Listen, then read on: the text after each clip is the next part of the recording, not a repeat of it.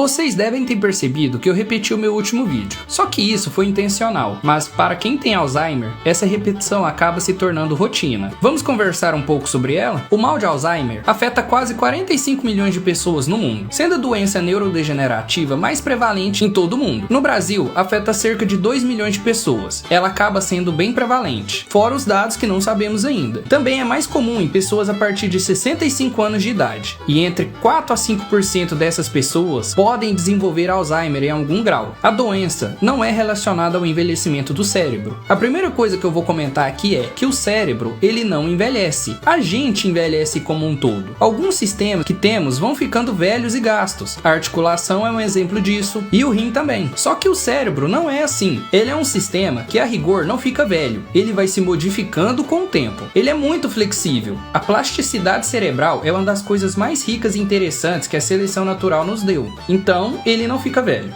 O mal de Alzheimer é multifatorial. Ele tem uma base genética. Se você tiver na família casos de Alzheimer, principalmente parentes de primeiro grau, você tem chances aumentadas de também ter a doença. Mas não precisa se assustar, não aumenta tanto assim. E por ser multifatorial, não tem um consenso do porquê ele acontece. Tem 3 hipóteses para isso, e elas não são independentes. Elas trabalham juntas, com base em estudos em gêmeos, um tendo Alzheimer. Qual a probabilidade de outro irmão ter? Essa probabilidade varia de 49% a 80%. E olha que eles são gêmeos, são cópias idênticas. Isso serve para mostrar o impacto do ambiente. A primeira hipótese é a genética, que fala o seguinte: no seu cérebro, conforme você vai ficando mais velho e por conta de algumas mutações em muitos genes, isso faz com que em um processo bioquímico do seu cérebro comece a ser defeituoso. E o que seria esse defeituoso? Em geral, quando se tem um processo químico no neurônio, uma substância sai de um lugar e vai para outro, gerando uma reação que tem o seu efeito. Você tem uma substância, uma proteína precursora de amiloide, e um coproduto desse processo bioquímico começa a se acumular nas células nervosas, que acaba criando placas, e elas vão se acumulando. Assim, o pulso nervoso não consegue passar mais, e aí começa a ter problemas na transmissão de informação,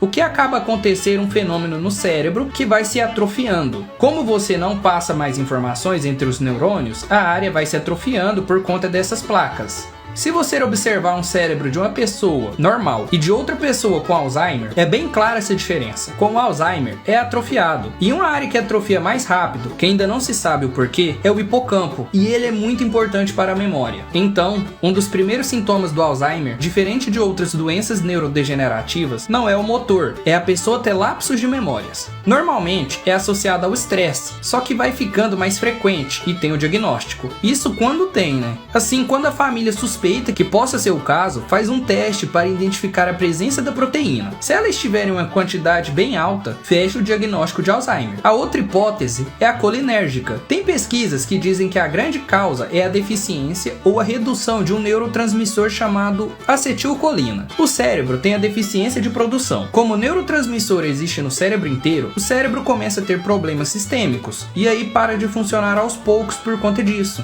A terceira hipótese é a amiloide, que tem a ver com a proteína amiloide. O gene que traduz a proteína amiloide é localizado no cromossomo 21. Assim, pessoas que têm síndrome de Down têm a chance bem aumentada de desenvolver o Alzheimer, já que a própria síndrome de Down é causada pela trissomia do cromossomo 21. Essa hipótese amiloide tem pessoas que defendem que o problema gerado pela trissomia do 21 pode ajudar, já que se estudar pessoas com a síndrome de Down podem ser uma linha de estudo importante para entender o mal de Alzheimer. Bom, a doença acaba começando com a memória recente e depois passa para a tardia. Infelizmente, ainda não temos cura para isso. E tem uma área médica dizendo que o mal de Alzheimer não é uma doença só, é um conjunto de doenças que não consegue discriminar uma das outras. Tem a linha de pesquisa que tenta descobrir os subtipos de Alzheimer e tenta ver um tratamento para cada um. Atualmente, tem remédios que ajudam no tratamento, mas é progressiva a situação, já que a doença é neurodegenerativa e o custo social da doença é muito triste. A pessoa de fato chega a momentos que necessita de cuidados para todos os momentos. Estamos lutando para diminuir esse impacto com atividades para a família e o paciente. O mal de Alzheimer gera demência, e não o contrário. A esclerose também pode causar essa demência.